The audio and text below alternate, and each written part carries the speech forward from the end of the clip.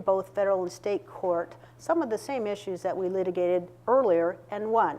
Now, the state's track record on these cases are bad. They've lost both in the district federal courts, in the Ninth Circuit Court of Appeals, in the state superior courts. We have a case up on appeal to the state Supreme Court, which we expect to get a decision from in another couple months, and we firmly expect to win that case as well. So it's a terrible waste of resources by the state of Alaska in its continuing effort to marginalize tribal governments in Alaska instead of working with them. The state is currently working on trying to get a case before the United States Supreme Court. They have hired outside counsel at the cost of upward of over $100,000 to try to elevate this fight to a national level.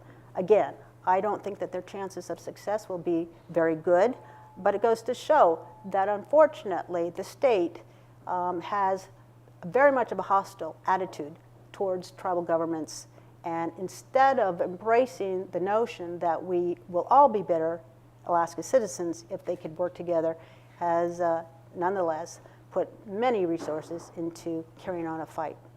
Well, Heather Kendall-Miller, I thank you so much for coming in. I'm quite sure that we're going to have longer conversations, whether it be on the radio or on this show, because I don't think there's a question I could ask you that you can't answer.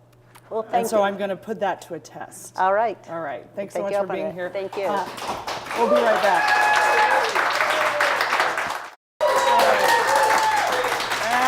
Stop it.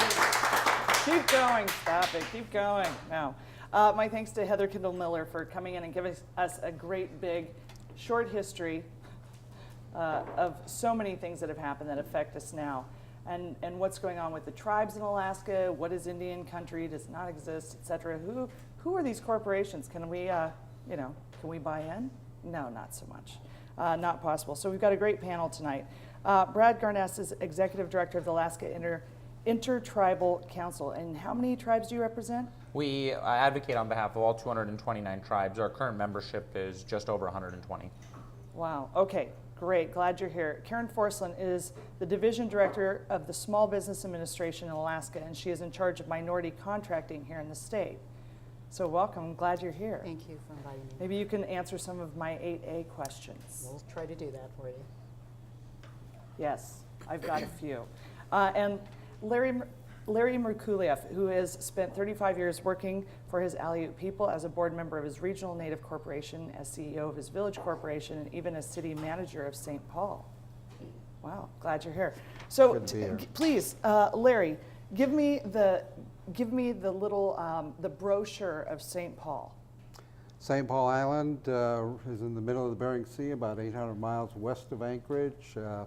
It's got right now about 500,000 northern fur seals, maybe 1.5 million seabirds, and 500 beautiful Aleut people. So out there at St. Paul, what is it, the crabbing town with the... Well, I think it's always been known as for fur seals, but recently, over the last 10 years, yeah, it's been a center for crab, where the deadliest catch people land their crab. And the people out there, the economy, I think, is basically based on fisheries right now. Right now. So a couple of questions. All of you are here representing tribes in a different way, or corporations, as it were. And we now know what the difference of that is. How do you think, Brad, how do you think people respond to their tribes or to their corporations? Which one first? Which one seems to be like the most identifying thing for Native peoples right now? Because one of them gives you a check and one of them doesn't. Well, I think when we look at the issue, like Heather had to say, everyone born after 1971, of course, is not born a shareholder, but everyone born as a member of the tribe is a member of the tribe. And so many of our great leaders, tribal leaders who've had grandchildren now, even their own children, are not shareholders of the corporation. And so it's caused a separation between our generations, and literally it's caused a generation gap. The difference between tribes and corporations is fairly evident. Tribal governments are specifically designed to secure and protect the rights of the tribal members, where the tribal corporations, or the ANCSA corporations, because they're not tribal corporations, they're the Alaska Native Claims Settlement Act corporations, are specifically designed to create revenue for the shareholders. And so the two truly do not mix, and if they do mix, I'd say that they mix, much like oil and water in many ways. All right, and so Karen, you're the director for the Small Business Administration in Alaska, and you work not so much with tribes, but you work with the corporations themselves. We actually work with both tribes or the villages and the native corporations, both the regional and village corporations.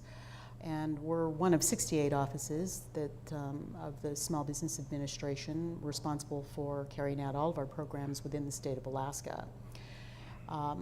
We have, in the 8A program, I believe we have 7 businesses that are tribally owned and about 175 that are owned by Alaska Native corporations, either regional or village corporations. The rest are owned by individuals. Can you explain a little bit what 8A is for people and how it came about that Native corporations became 8As?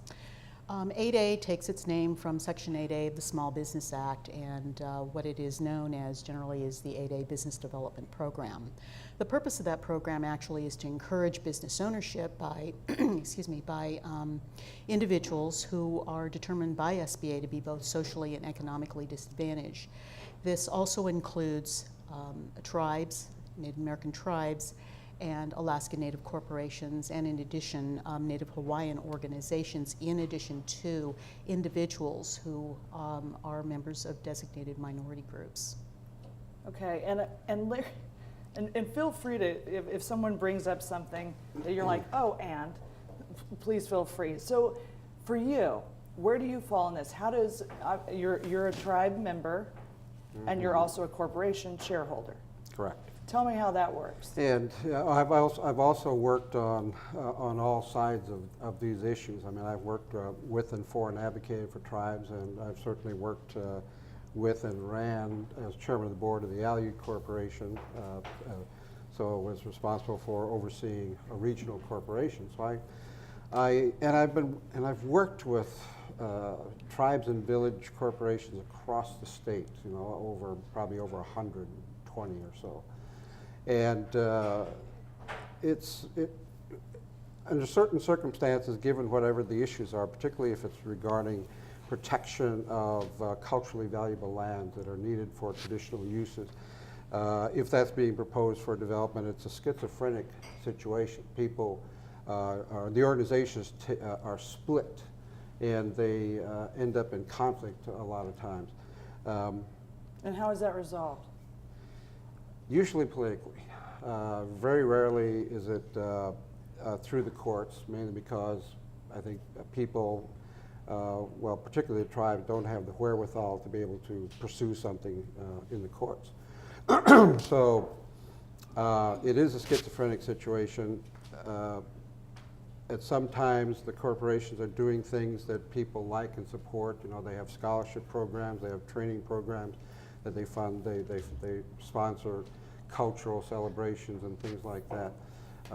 And the tribes, by the same token, are concerned about the health and well-being of their communities. And a lot of times those two have to interact. The situations, a lot of times, I mean, everywhere, you see where there's major proposed oil and gas exploration proposed, or mining exploration proposed.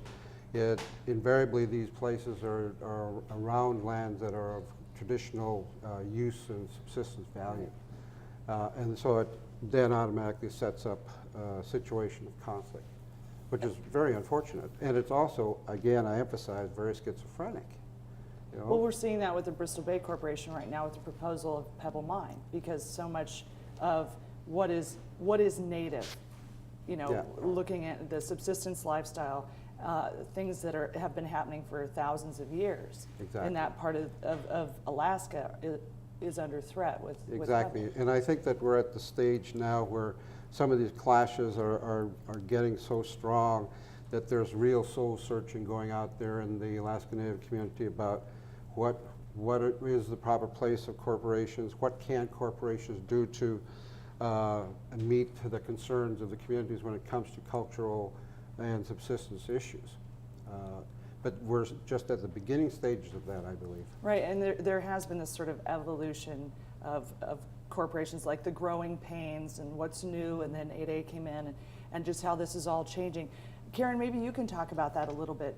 Do the native corporations have, as part of their charter, I mean, most corporations, their bottom line is money to the shareholders. But in this situation, I would think it would be a little bit different. There would be, you know, other things that we're taking in to profit more than just the money, but the lifestyle and the jobs that came and the education. Is that something that is under consideration when you're, I know that you've worked a lot with these corporations getting them involved in things.